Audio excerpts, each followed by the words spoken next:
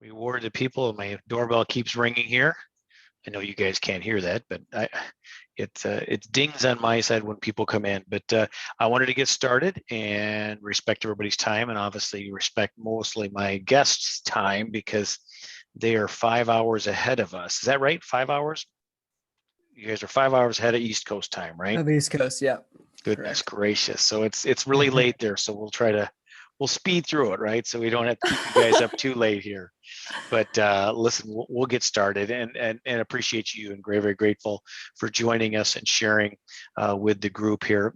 Each bi-weekly, we try to get people together in a mastermind, a commercial real estate mastermind, and kind of talk things over. But I also bring in people who are out there doing it and kicking butt. And you guys are doing some cool things. And I thought your story was very interesting, to say the least. I'm not going to spoil. I'm going to let you tell the story, but I thought it was awesome when I first met you several months ago, and I appreciate, the time and energy that everybody's given tonight to do that. So, but Michael and Suzy, I'll just give you a real quick bio here, real quick, and then I'll turn it over to them. They're goodness, Mike, the doorbell here. Suzy and Michael are founders of Adventurous Real Estate Investors. They specialize in strategically targeting core plus and value add multifamily commercial real estate investment opportunities. Now, they both work and live right now currently in the United Kingdom. That's a few miles away from where their property is located, to say the least. So when I say they look for value add in core areas, that's an understatement, to say the least. Their venture began at a TEDx talk. The theme was reset, and that kind of changed their lives and got them pointing in this direction that they are. They took the event to heart and used that theme, reset, as the launching point to regain control of their lives. And I think they've done a great job so far of that. Secure their future freedom, give back to their community, and discover their way. And I think everybody on this call is looking for that. And I think it's great that you've done that and are going to share that with us. For that reason. And then their why is to achieve financial freedom through real estate investing, so they can be able to travel and work more from anywhere. And I follow you on some social media sites, and you guys do travel quite a bit. I see some photos and stuff. I'm like, wow, I don't think I've been there before. And that's awesome. And I think that's what we're all here for, right? That's what we're here for, to do this. But that's kind of their intro. I'll let them kind of continue from there, and basically just kind of, walk us through from that TED talk into what you guys are doing right now. And then obviously look at the deal that you've just closed like 5 weeks ago, right? Because I just watched that video the other day. By the way, it was a good video, Suzy. I loved it. Thanks. I think it's great because I'm like, I need to see things. I need to hear things. Reading is not my strong suit, so I loved it. But yeah, I'll turn it over to you, and basically let me kind of explain. We'll just let them talk for 30, 40 minutes or so, and then we'll open up the questions. So if you do have questions, kind of hold those back towards the end, and we'll definitely give you time to ask them any questions and answer any questions they have or you have for them. So without being any more, I'll just turn it over to you guys and gals, and you guys tell us what's going on. Yeah, thanks, Pat. Thanks for inviting us. We're really excited to be here. Love watching you grow as well. And then, I have this meetup, and it's very awesome turnout. So yeah, congrats, Pat. Thank you. So just a little bit about me. I'm still active duty Air Force.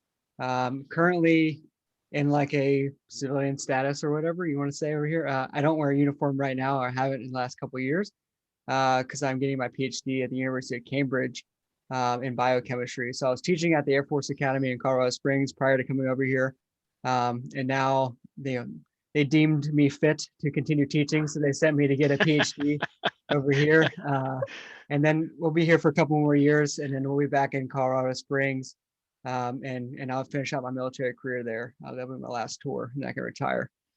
So looking forward to that. So in that whole process, I'll let Suzy go ahead and introduce herself as well before we dive into that. So. Yeah, hi. So my name's Suzy Sevier. So like while we're living over here, I'm currently a program manager for a biotech company. I was trying to think. Yeah, I guess that's what my W-2 is. Before moving over here, I had gotten my MBA at the University of Denver. I was just like doing, I guess the whole grind where you go to school, you get a job, and then just keep working, Keep and so grinding. then, yeah, I keep grinding, right? And so then I guess through real estate, like, and even through what the TED Talk made us remember, because like even to go back on that, so like the whole theme was reset and it was an event. So like throughout the day, there were different speakers, there were different exhibits, there was a lot of different stuff going on. And like what each speaker explained, I mean, in their own story was just like, okay, like, why don't you reset your thinking about this? Why don't you reset your thinking about that? So after that event, like just moving forward, it was like, okay, like what should we be doing differently, right? Like what is not making sense right now? So it was more of just like taking the, I guess, advantages that we had and looking at them differently. And even from that, like the first one was like our move over here, right? Because like that's a huge change within itself. But like, how can we make the best out of it? And our first thing, I guess, big change from that was like we did a little life hashtag. It was Road to 100 countries. And so even before like real estate had even started, right, we were like, okay, well, what do we want to do? Like to change the way we think. And like that Road to 100 countries was like, okay, we want to see what this world has to offer because there's so much that like we're missing out on that we don't know about. And then we can like share those experiences with the world. And so that was like one of the biggest changes that like the Reset TED event had on us. So did you see 100 countries? Was that your first? How far did you get on that list of 100 countries? Not to interrupt your story, but No, yeah, great question. So together,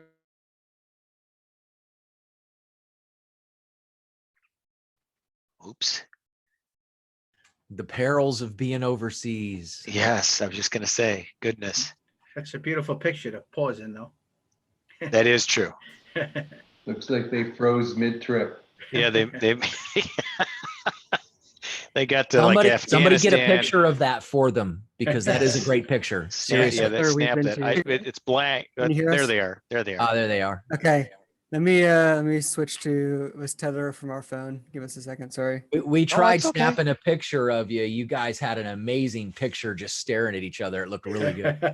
I like that.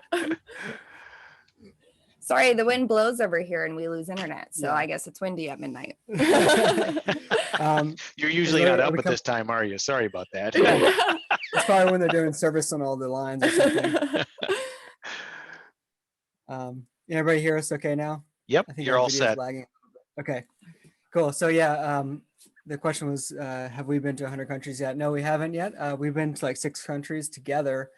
I've been to 20 plus countries, and Suzy's been to quite a few as well. But together, we plan on traveling to 100 countries. COVID has put a little cramp in that style, but we're going to double down here in the next 9 months or so. So There you go. Awesome. yeah. So actually, speaking of COVID, that's kind of like what kickstarted our real estate investing career.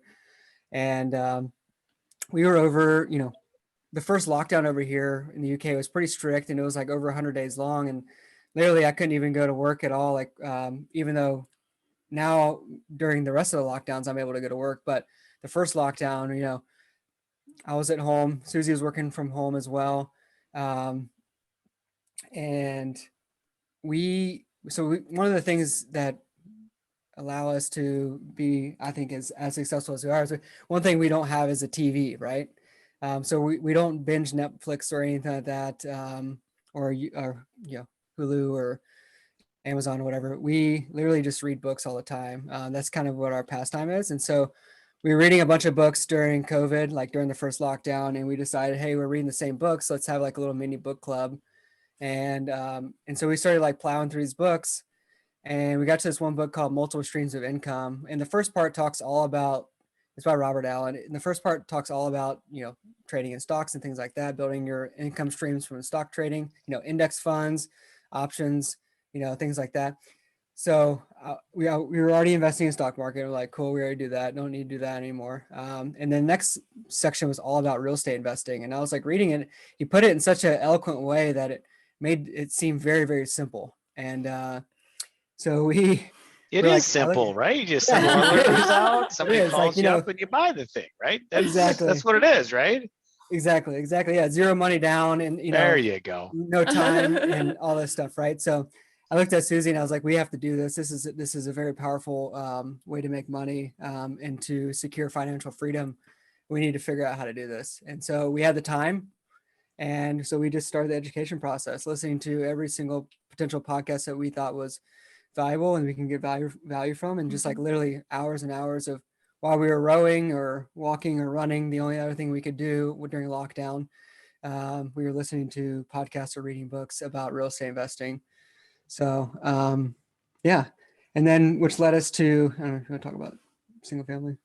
Yeah. stuff. So like initially when we started our real estate adventure journey, the first podcast I guess that we started listening to was Bigger Pockets, and all about Bigger Pockets is like single family, do single family, like grow into multifamily.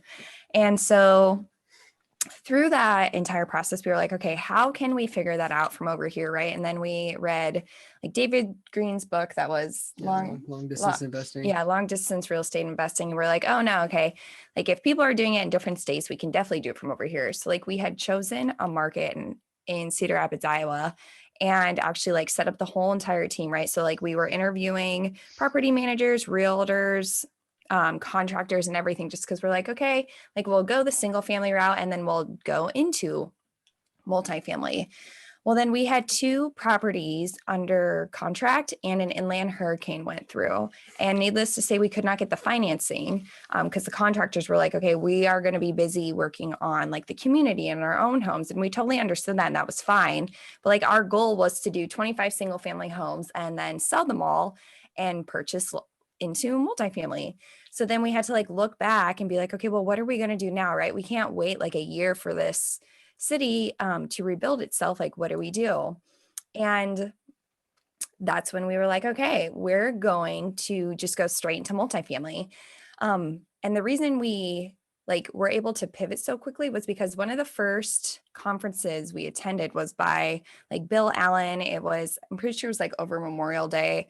It was virtual, but Whitney Sewell was one of the speakers, and Whitney Sewell is like, you don't have to start with single family. You can go straight into multifamily. And that had like planted a seed with Michael. And Michael's like, no, like we can do this. Like it'll be okay. We just have to pivot our education and actually start going to meetups like religiously. So we actually started going to Brian Briscoe's meetup. It was like the Friday afternoon one. August 23rd, I believe, was like the first of 2020 was like the first multifamily networking event that we attended, if I remember correctly, or somewhere around there.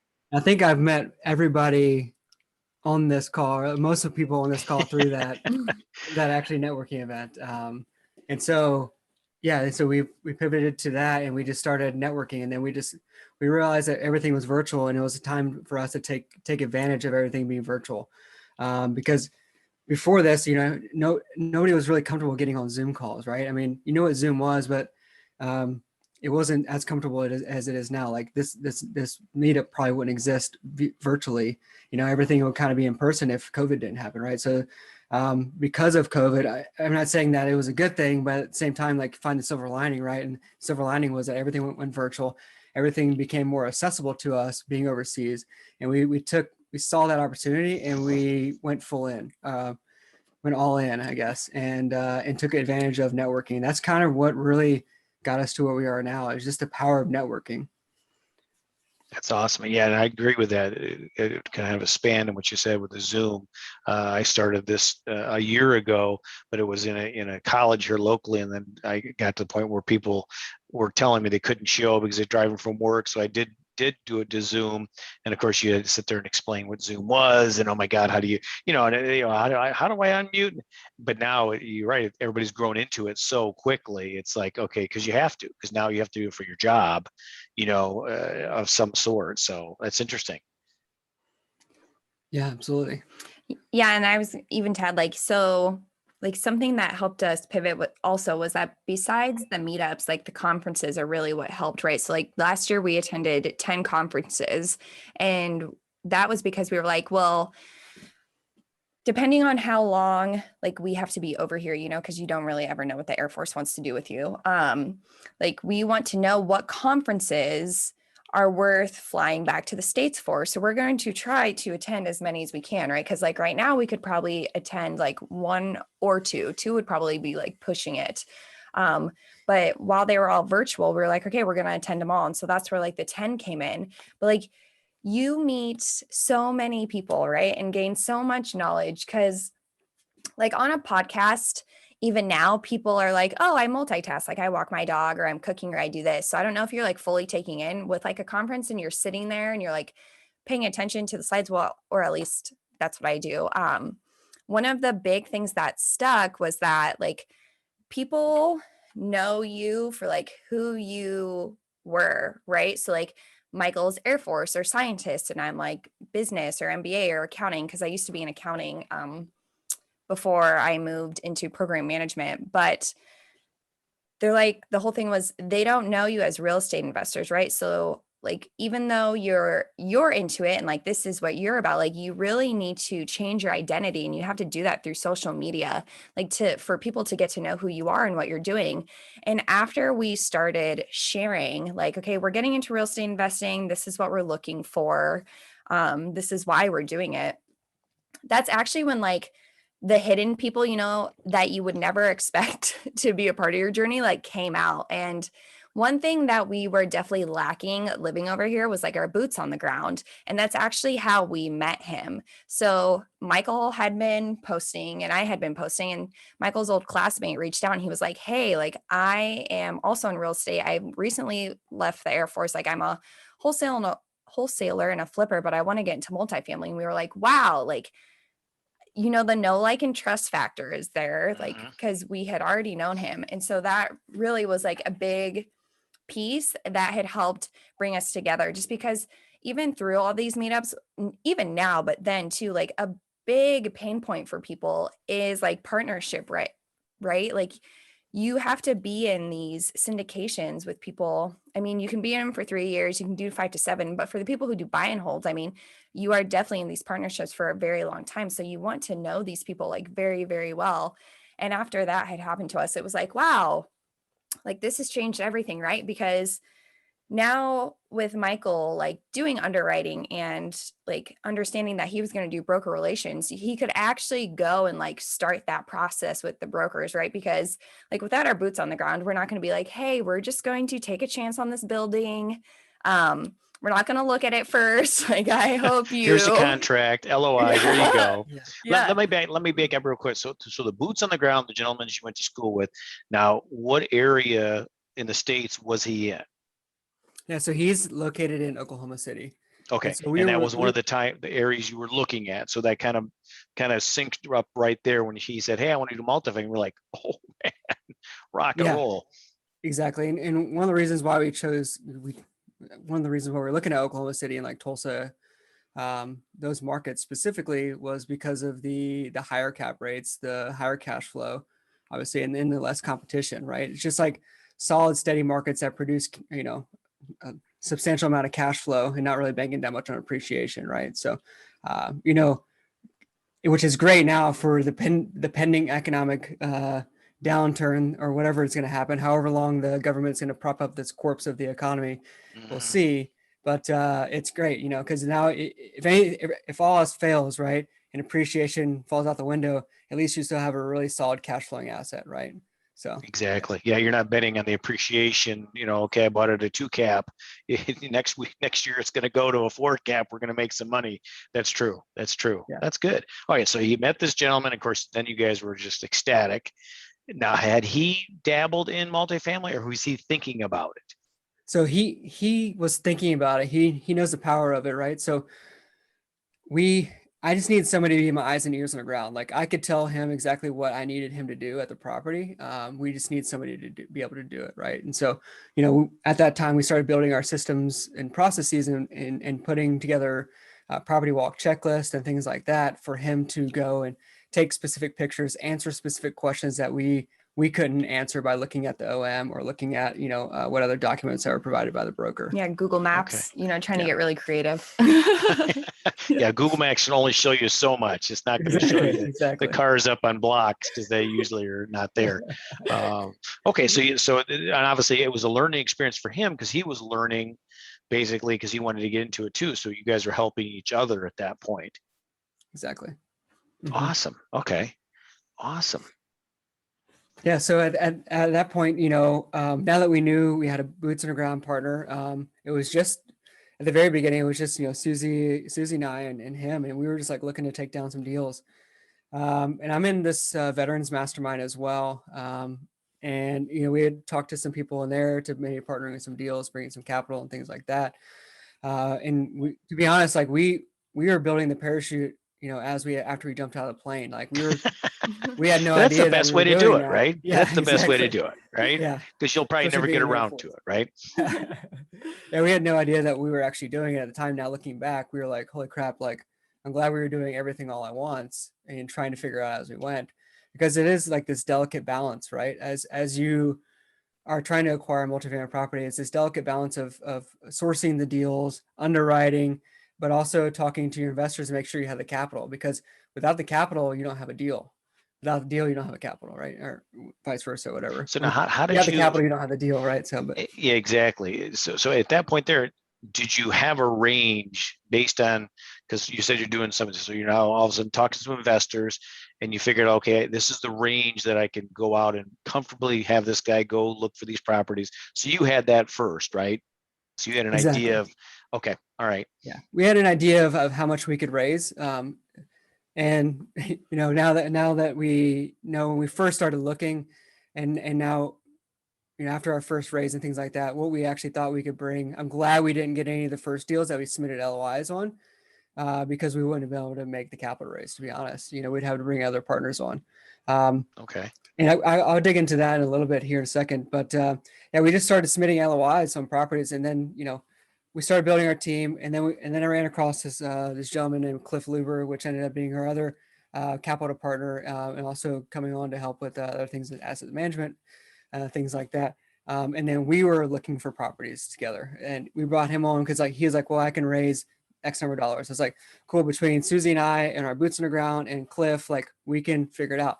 The only other missing piece was, well, at that point I had an organic mentor from the mastermind I was with in as well. However, he ended up pulling out or whatever. And then I met my other mentor, Carl. And then I just need somebody to look over my underwriting, right? And Carl was somebody that I met organically. Somebody had introduced, hey, this person is investing in Tulsa. You should talk to him.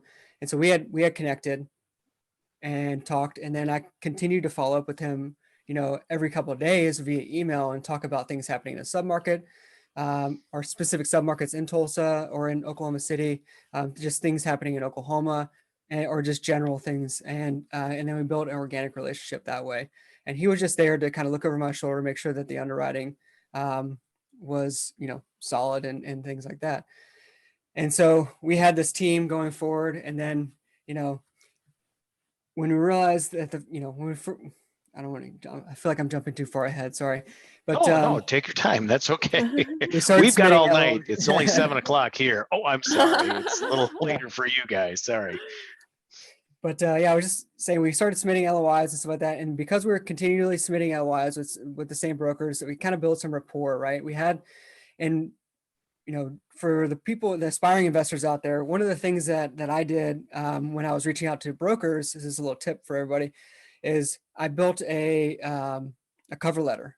And so it had like all of our bios, and you can leverage the people that are on your team, their schedule of real estate owned and all the real estate they own and all the experience they have. You can leverage all that, put it together in a package, and then you can submit that to brokers. And so what I was doing is like finding who the top brokers were in the areas where I was looking, and then submitting those cover letters. So with an email saying, hey, I'm so-and-so, whatever, here's also our bios, our cover letter, whatever, please take a look. And then I would follow up with a phone call. That would at least allow them to answer my phone call, right? That gave me a little bit of credibility to at least answer my phone call. And then from there, started building the rapport with the brokers, and then started getting a little bit of trickle of deal flow.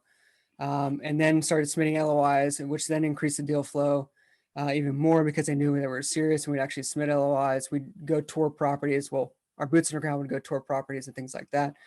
And then we just started looking for more and more deals after that, which then led us to the 88 unit that we just closed on like 6 or 7 weeks ago.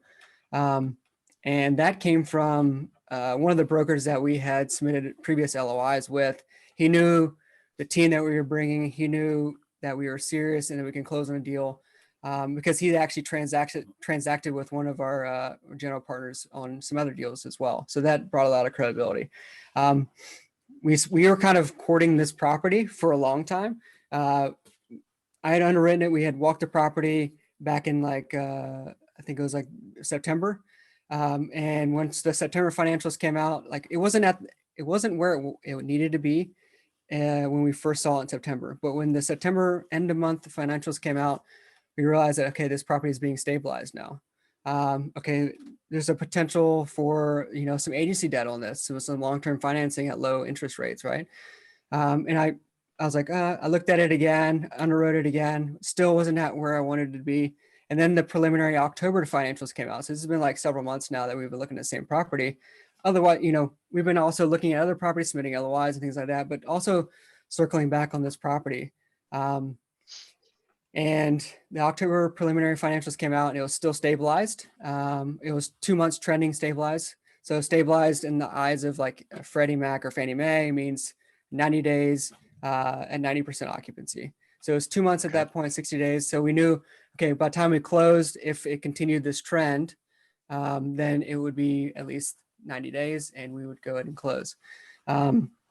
So I think right around the time we were getting this property under contract, we realized we needed, some more experience on the team. And that's why we turned to Jim Biggs, and I see Jim in the audience here. So thank you, Jim, for your, Jim is an excellent partner. If you ever need somebody to work with you, he provides so much value. It's just incredible. I don't know where he keeps all this information, but yeah, it keeps flowing. Yeah, it just keeps flowing. It keeps flowing out. It's in a cabinet by his desk. I think he just it's all there. Yeah. That's true. That's true. So you've been looking at this property for quite some time. So when you said that the financials came back out, so this broker brought this to you. So you're analyzing it. Okay, it looks good, but it's not. So at that time it wasn't stabilized. So this owner who had it, so you knew right off that you couldn't get agency debt, which is obviously the primo debt of that as far as interest rates and terms and stuff. So did the broker keep bringing it back to you, or did you interact with the broker saying, hey, can we get Septembers? Can we get Octobers? So I signed up for his drip or whatever on that specific property. And so every time new financials were uploaded to the website or whatever, I'd get notifications about it. So yeah, and then when the preliminary October popped up that it was stabilized, I was like, we have to make a move now. And because of the numbers then made sense. And it wasn't like we were waiting, for some miracle to happen or anything like that. Like they were trending that way, and we knew that it would make sense if we can get agency debt on it for sure. And another thing too is like for our first deal as well. One thing that we didn't want to do was get a bridge product or something like that, especially in this economic whatever we're in right now, uncertainty right now. Climate, thank you. Just and getting long-term financing is just something that we've pursued. There's like 3 things that we kind of look for in a deal. Being newer is the first one is that the asset has to be cash flowing from day one. And the second thing is that around 50% of the returns to the investors has to come from cash flow. And then the third thing is it has to be stabilized. And those are the 3 things. So like stabilization allows us to get long-term financing. And on this specific asset, we were able to get a 20-year loan. It was a 5-year hybrid loan, meaning that it was a 5 years fixed period and then 15 years floating. So it's 20 years total, right? So our business plan is 5 to 7 years. However, at that 5 to 7 year mark, if it doesn't make sense to sell it, we can hold it for as long, up to 20 years. And we can sell it where it makes the most sense for our investors. So that made me feel really comfortable about the debt we were getting on the deal, and we're not going to be forced out of, forced to sell a deal in 5 years or in 7 years, right? We can hold Or it, even in 3. or in 3, yeah, or 2 if we have a bridge product, right? So it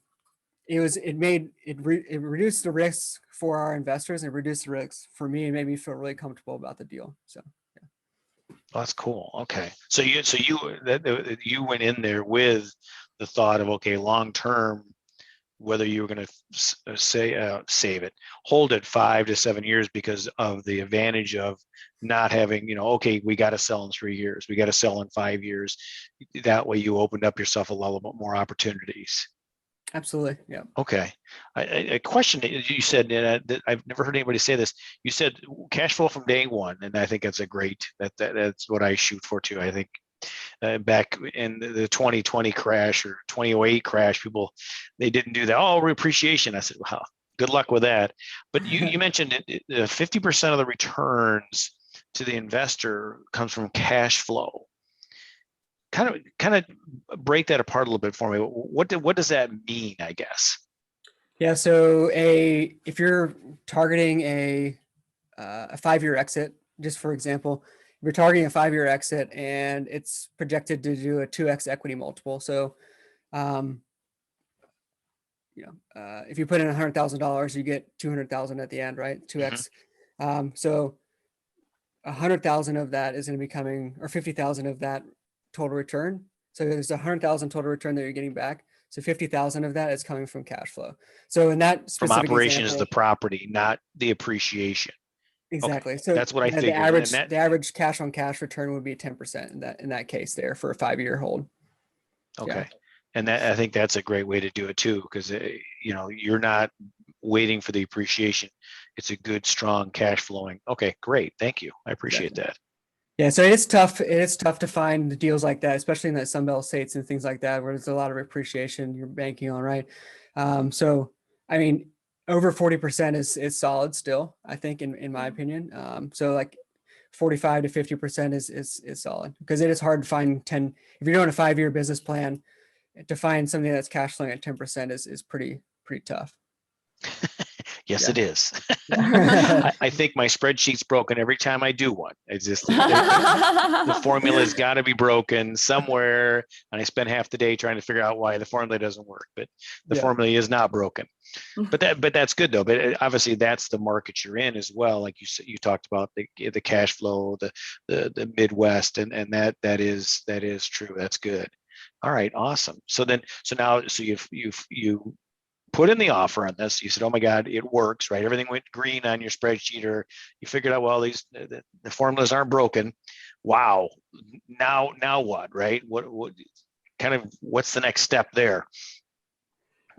So you're at that point, you're just drinking from a fire hose, pointing directly down your mouth or whatever. So yeah, it's just it's all at once. Jim warned us. He's like, "You think you're busy now? Just wait." And I was like, "It doesn't seem like it's gonna get that busy." And yeah, especially Suzy and I were the leads on this deal. For all intents and purposes, like we pretty much carried it from cradle to grave. And yeah, it was a lot, but it was a lot, and it was a huge learning experience. And we actually wrote everything down and put it in a checklist, and I'll share that checklist with your audience later. But well, thank you. Okay. Yeah. And see, another thing is too, is you guys were 5 hours away too, or 5 hour, I should say 5 hours away, but 5 hour difference. So not only did you have the distance, but yet you couldn't just jump in the car, or if you had a thought, it's probably 2 o'clock in the morning our time, but you still did it, right? So I mean, everybody has excuses. Hey, well, I can't this because I'm this. You guys did it, right, successfully with the team, being over 4,000 miles away from the asset, and 5 hour difference. So I think that's awesome. Hats off. Thank you. Yeah, I mean, we do have a slight advantage, and that advantage is like we can work our W-2s from 9 to 5, and then when it's 5 o'clock here, it's noon Eastern time, right?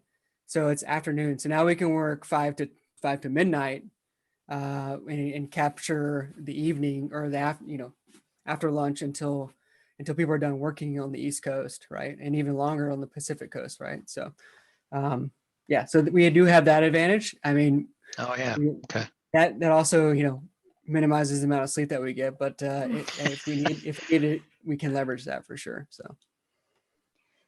Yeah, but then even like the next step after that, right? Like knowing that we were in like buy mode was that like besides doing the investment webinar and all of that, I want to like talk about the capital raise because I know that we like Michael had mentioned it at the beginning.